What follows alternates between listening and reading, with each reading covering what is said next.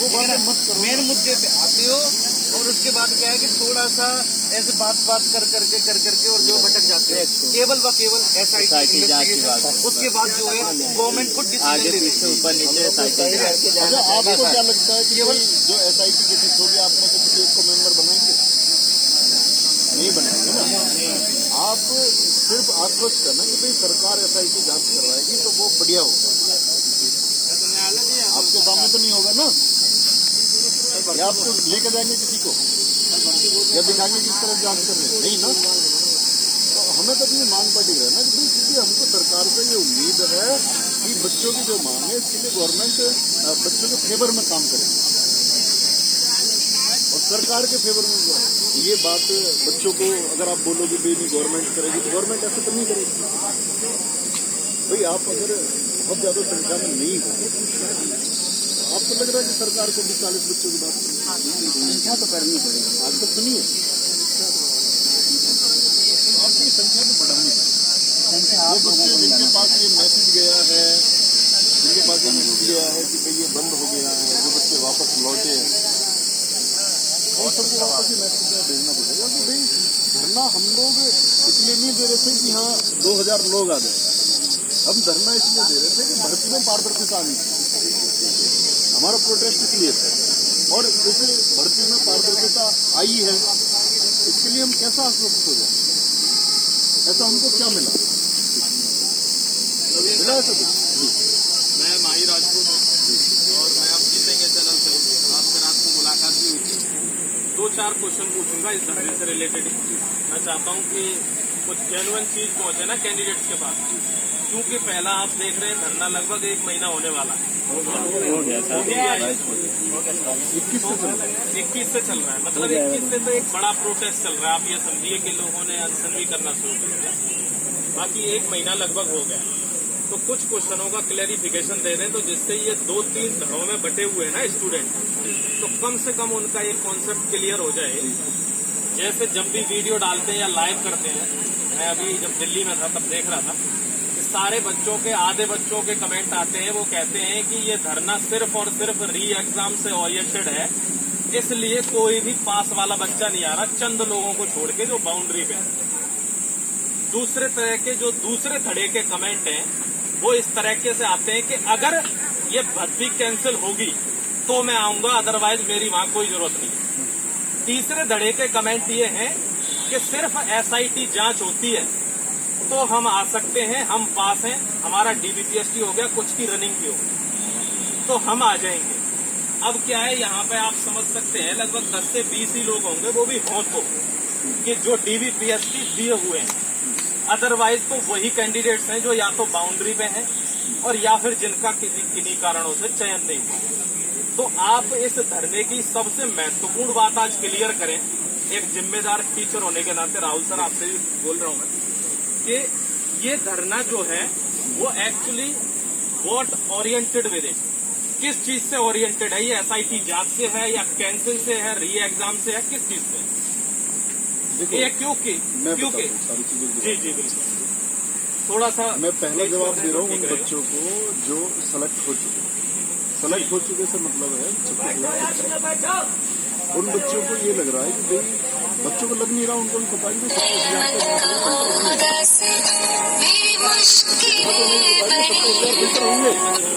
लेकिन उस बच्चे को अपनी ये उम्मीद है कि मैं शायद उन 9000 में शामिल हूँ। Thank you. यहाँ सर आप बोल दीजिए। बोलो। उनको ये लगता है कि मैं उन 9000 में शामिल हूँ, 9534 में मैं शामिल हूँ जो जिनको वर्दी मिलने वाली है, इसलिए तो नहीं एक्टिव है। तो क्यों एक्टिव नहीं है? उसको ये लग रहा है कि मैं वर्दी धारक हूँ, मैं तो हूँ। मैं एक बात बताऊँ, हम लोगों ने मेरिट बनाई, बच्चों को बहुत विश्वास है मेरिट, बच्चों के लिए मेरिट बनाई कि इतने सिलेक्शन होगा, लेकिन मेरिट क्या थी? मेरिट की फाइनल, फाइनल तो मेरिट इतनी जाएगी, लेकिन मेरिट कहाँ पहुंच जाती है? DBPST के लिए इतनी मेरिट, प्री की मेरिट इतनी है, समझ रहे हैं? तो अभी जो बच्चे ये मान के चल रहे हैं, और मैंने अभी जैसे मैं बोल रहा था कि बच्चों ने आइडिया लगा दिया है कि भाई जितने पे मेरिट गई है, अगर मेरे नंबर उससे 10, 12, 14, 15 नंबर ज्यादा है तो मेरा फाइनल सिलेक्शन हो जाएगा। बच्चा खुद से अनुमान लगा रहा है, लेकिन बच्चे के पास ऐसा कोई रिकॉर्ड नहीं है कि भाई मेरिट कितनी बड़ी है। स्कोर कार्ड किसी के जैसी पास कोई नहीं चीज़। है। बिल्कुल। इसमें तो ये मान के चलो कि वो बच्चे जो ये बोल रहे हैं मेरे 142 है 140 है, तो मैं कहूँगा शायद वो ही सही है। मुझे नहीं लगता इसमें 127 वाला 128 वाला या कोई 126 वाला 130 वाला, क्योंकि जब तक नंबर ऑफ स्टूडेंट्स का नहीं पता चलेगा कि वो कितने हैं जो धांधली से शामिल हैं। देखिए हम लोग विश्वास कर रहे हैं कि सरकार की कार्य प्रणाली में सरकार ये काम करे, लेकिन क्या सच में वो काम हो पा रहा है, हाँ, बिल्कुल। कितनी ये ईमानदारी से हो रहा है, हमको तो नहीं पता अभी। हम लोग आश्वस्त है ना कि जैसे हमें किसी सेंटर से एक बच्चे ने बताया कि जी अभी जो आपका ये फिजिकल है, तो फिजिकल के लिए ना टॉप स्कोर होगा हमको लखनऊ में और एक स्लॉट दिया सुबह 8 से। एक चीज तो हम ये मान के चलते हैं कि सरकार ठीक है, मान के चलते, बिल्कुल मान के। लेकिन मैं ये कह रहा हूँ कि हमारे पास ऐसा क्या है सरकार की तरफ से, ऐसा क्या आश्वासन है कि हाँ पूरी भर्ती प्रक्रिया में कोई भी बच्चा ऐसा है जो धांधली से नहीं जाएगा, नहीं हाँ। उसमें भर्ती नहीं है, बिल्कुल। ऐसा हमारे पास है।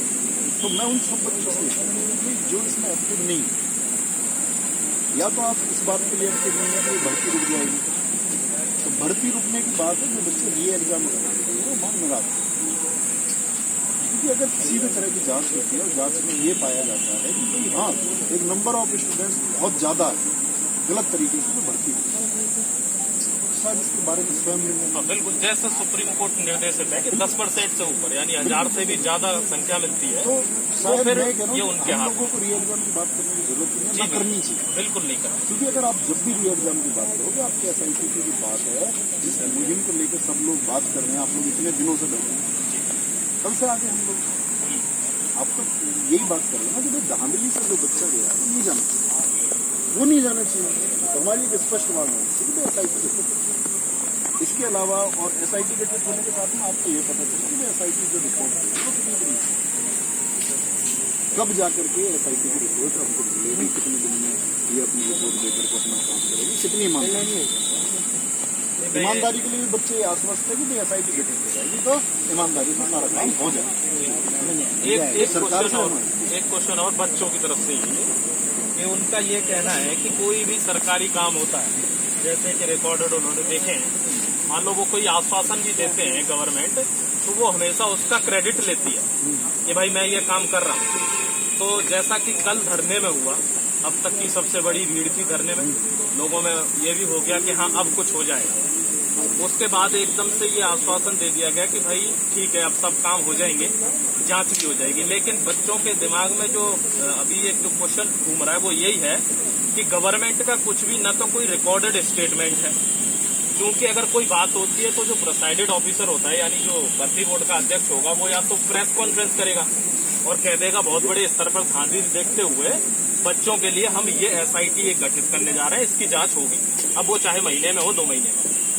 तो ऐसा कोई वो उन्होंने कुछ आश्वासन दिया था। 2 चीजें, एक चीज तो ये है कि सरकार अपने ऊपर प्रशंसन लगे, सरकार कभी नहीं करती कि उसके ऊपर प्रशंसन करे कि उनके मान के चलो अभी हम लोग उम्मीद कर रहे हैं आपकी उत्तर प्रदेश सरकार से कि बच्चों की मदद करें, लेकिन कभी भी आप इस बात को सोचो कि सरकार अपने ऊपर प्रशंसन कब लगवाएगी, जब मांग जबरदस्ती, जब एक दबाव में प्रशंसन लगाती, बगैर दबाव के सरकार प्रशंसन नहीं लगाती। और कभी भी कोई भर्ती बोर्ड हो या सरकार मौखिक रूप से की गई कोई भी बात माननी ही नहीं, जब तक आपके पास कुछ रिटर्न में ऑन पेपर नहीं आया, लिखित नहीं आया, किसी ऑफिशियल साइट पर नहीं आया, आधिकारिक कोई चीज नहीं है तो फिर वो जब तक ऑफिशियल कुछ नहीं आया तो आप कैसे मानते